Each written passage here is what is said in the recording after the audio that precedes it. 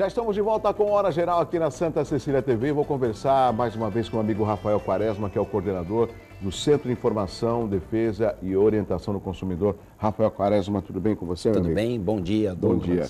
Rafael, da outra vez que você teve, eram muitos os assuntos, muitas as perguntas, e não deu tempo para a gente explorar totalmente. Vamos a alguns aspectos atuais para a gente discutir com o telespectador. O que vai acontecer amanhã, sexta-feira, aqui no bairro do Boqueirão, em Santos?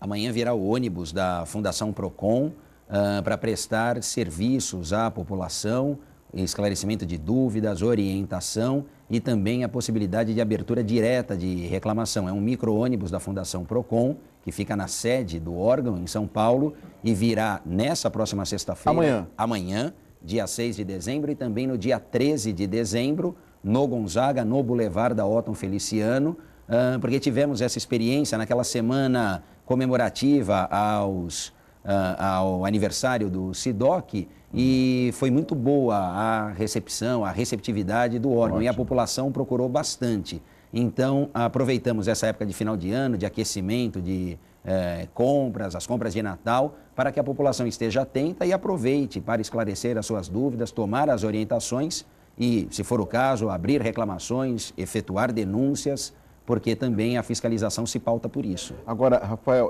vai ficar a partir das 10 da manhã, vai até que horas? Vai até às 16 horas. O expediente será das 9 às 17, mas a chegada do ônibus, ele chega um pouquinho antes, até instalar, ele tem TV, tem vídeo educativo, tem as mesas de atendimento para a população. Então, ele chega um pouco antes, mas inicia efetivamente o trabalho a partir das 10 e encerra às 16, para retornar, então, à sede da Fundação em São Paulo. Eu já vou pensar no telespectador. Ô, Rafael, eu moro aqui no Morro da Nova Sintra, mas trabalho no Boqueirão. Eu posso ir ali no micro-ônibus do Procon e tirar minhas dúvidas, ou é só quem mora no Boqueirão? De forma nenhuma, claro, pode e deve, não é? Aliás, a finalidade é essa, é prestar serviço ao munícipe, ao cidadão de Santos e outras localidades, quem estiver próximo ou tiver esse interesse à disposição.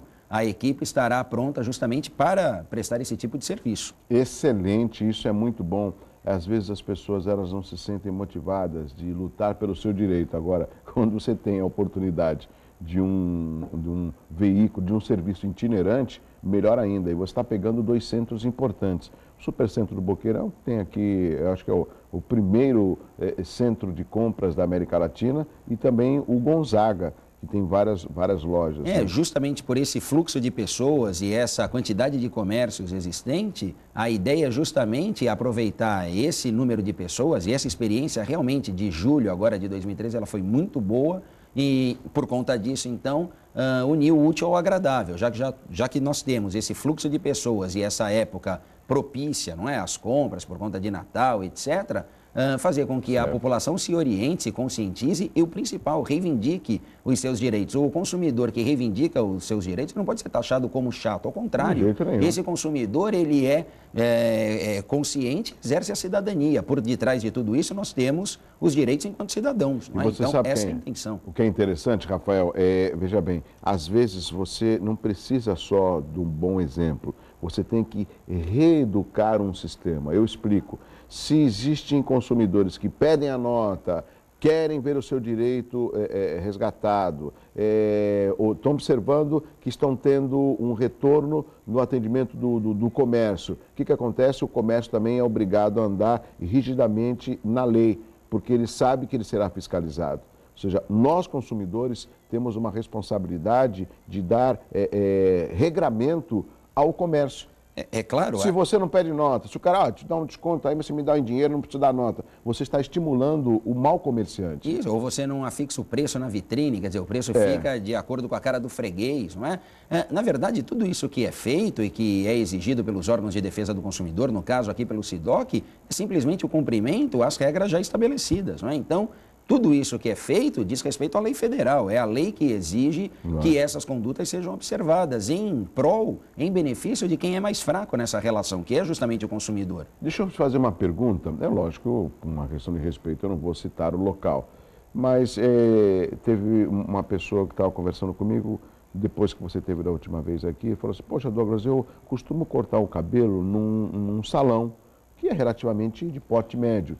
E eu pedi no final a nota fiscal paulista. Não tem. Pois como não tem? Olha, não sei, eu sou funcionário, mas a gente não tem como dar nota fiscal paulista. E ele pegou só aquele comprovante da maquininha do débito e foi embora. Isso é normal? Ou seja, todos os estabelecimentos são obrigados a dar a nota fiscal paulista para o consumidor que fizer esse pedido? São obrigados, não é? A questão da nota fiscal, aliás, ontem me perguntaram sobre isso também, lá numa palestra para aprendizes do Banco do Brasil, transmitindo orientações para o consumo, noções de cidadania, e uma das perguntas foi essa, em relação à nota fiscal paulista. Nós temos a nota fiscal eletrônica e ainda em alguns estabelecimentos a nota fiscal papel. A nota fiscal é a garantia da concretização daquela relação jurídica, não é? E na relação de consumo, nós temos a aquisição do produto ou a prestação de serviço. Nesse caso do corte de cabelo, nós temos uma prestação de serviço. E se o serviço é prestado, a nota fiscal, ela deve ser emitida. Pode ser que haja alguma limitação, Douglas, em relação ao enquadramento da empresa, não é? Então, se é empresa individual, se é só questão da prestação de serviço, mas a nota fiscal, seja de serviço ou em relação ao produto, ela deve sim sempre ser fornecida. Aliás, é um dever do comerciante e um direito do consumidor, um direito do cidadão. Rafael, qual a diferença de cupom fiscal para nota fiscal? Nessa formatação eletrônica é a mesma coisa. O cupom fiscal, ele serve como garantia para amparo, digamos assim, em relação aos direitos do Código de Defesa do Consumidor. Esse cupom fiscal seria uma versão simplificada da nota fiscal, que é mais detalhada, que traz aí outras informações. Mas ambas cumprem essa finalidade, atendem às exigências. Rafael, já tem telespectador ligando no 3041-6777, o André Camargo, da cidade de Santos. O Estado pode ser enquadrado na lei do consumidor? É uma questão bastante interessante, mas claro, pode sim. A definição de consumidor, pensei em fornecedor. O Estado, enquanto consumidor, não há essa possibilidade por conta do que diz o artigo 2º do Código. Agora, a questão que se coloca é o Estado como fornecedor em relação ao artigo 3º, não é? Porque o Estado, de certa maneira, também presta serviço e lá no Código nós temos essa possibilidade quando se fala em pessoa jurídica de direito público ou de direito privado. Então, enquanto fornecedor, dependendo do serviço prestado, nós temos sim essa possibilidade, como acontece, por exemplo, em relação às empresas privadas que exploram serviços públicos, não é? As concessões, por aí afora. Então, há sim essa possibilidade, por exemplo, em relação à Ecovias, que explora o sistema Anchieta Imigrantes, de ser enquadrada na Lei de Defesa do Consumidor, no Código de Defesa do Consumidor, como prestadora desse serviço. Rafael, a Marisa Gomes de São Vicente, você comprar gasolina batizada com álcool não constitui uma propaganda enganosa? Claro, sim, constitui, e há operações específicas do órgão, não é, da Fundação Procon, em conjunto, inclusive, com a ANP, que é a Agência Reguladora, a Agência Nacional do Petróleo, para fazer essa verificação. É importante sempre lembrar que o consumidor, ele tem esse direito garantido de exigir a amostra do combustível, não é? Para isso ele não precisa de nenhum órgão estatal, nem mesmo da ANP. Poucos fazem, muitos inclusive não sabem. Então, se há essa suspeita, se há esse receio, ele pode, obviamente, solicitar essa amostra. Agora, precisa ver se, ao solicitar a amostra, ele vai conseguir detectar se aquela gasolina ou aquele combustível está batizado ou não. Exatamente. Mas, em havendo suspeita, faça, sim, essa comunicação aos órgãos, à agência reguladora, a ANP, e o PROCON, ele desenvolve, junto com o IPEM também, operações nesse sentido para fazer a verificação e a fiscalização dos postos de combustíveis. Sobre essa análise de você exigir no posto de gasolina essa verificação, me lembro também numa época, já tem alguns anos, que era franqueada a entrada, se solicitada ao gerente ou ao proprietário, você num determinado restaurante conhecer a cozinha, né? E isso nunca mais se falou, porque o que a gente pensa? Às vezes você vê um belo de um restaurante, um belo de um atendimento, você vai na cozinha, você vai... É aqui que você faz a minha comida, você não volta mais. Ainda bem que são poucos estabelecimentos.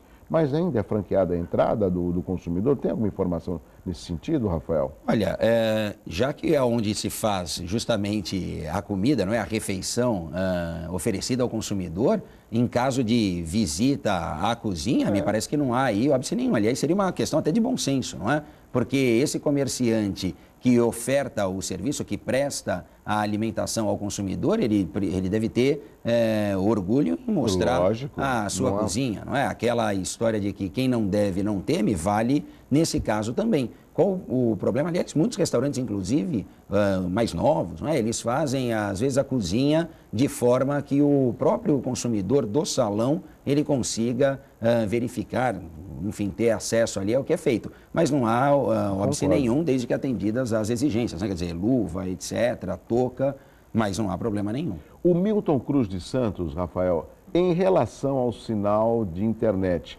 muitas vezes compramos um pacote, essa é boa, com 10 gigas, por exemplo, e o sinal que vem é de 5 gigas. O que fazer nesses casos e por que a lei dá amparo a essa fraude? Olha, Milton, a lei ela não dá amparo a essa fraude, não é? Agora, se, lógico, é ofertado 10 GB e depois o serviço é prestado com 5, não há dúvida de que há abusividade ou enganosidade nessa oferta, eu pago nessa por uma quantidade que eu não estou recebendo. Sim. É necessário justamente ter atenção em relação à oferta se não há nenhuma limitação nessa oferta, porque o que o código diz é o seguinte: a oferta ela é livre, o fornecedor não está obrigado a ofertar o seu produto, ele o faz porque isso é extremamente rentável a ele, não é?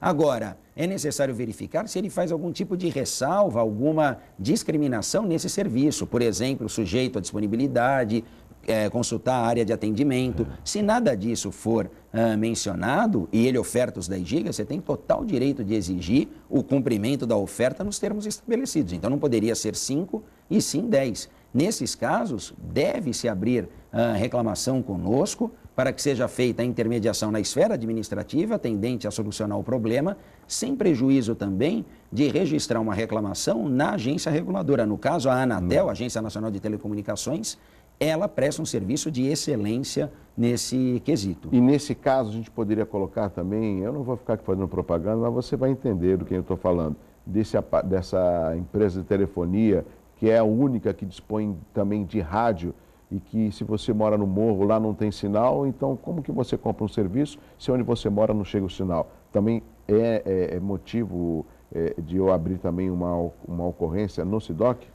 Claro, pode ser aberto. Cobertura em Santos.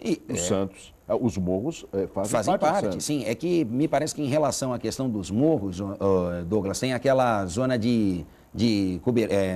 aquela zona de sombra, uma área de sombra que eles falam que justamente o sinal não é apenas do rádio. Tem algumas operadoras de telefonia celular também que ficam inativas, que não funcionam. Então, agora, essa disponibilidade do sistema há de ser verificada, não é? Porque se eu faço a referência à cobertura, como você bem disse, os morros fazem parte do município e, portanto, lá o serviço também deve ser prestado. Nós recebemos, há algum tempo atrás, uma demanda relacionada à zona noroeste, que não havia a possibilidade de se prestar o serviço de TV a cabo, por falta de cobertura. E aí indagamos a empresa que presta esse serviço e ela diz, não, a questão não é de impossibilidade na cobertura, é que nós não temos como fazer a instalação por conta de questões de outra ordem, não é? De segurança, etc. e tal, enfim.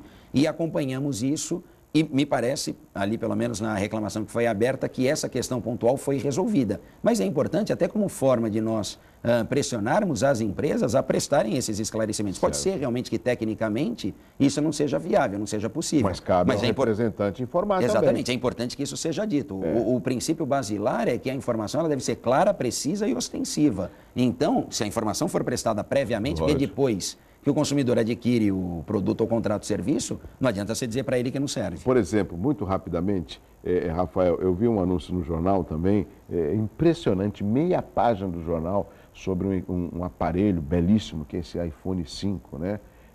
Estava lá, somente R$ 1.800, que eu também acho caro. Aí está lá pequenininho, o plano, R$ 350. Ou seja, eu não sou burro, nem você e nem o meu telespectador.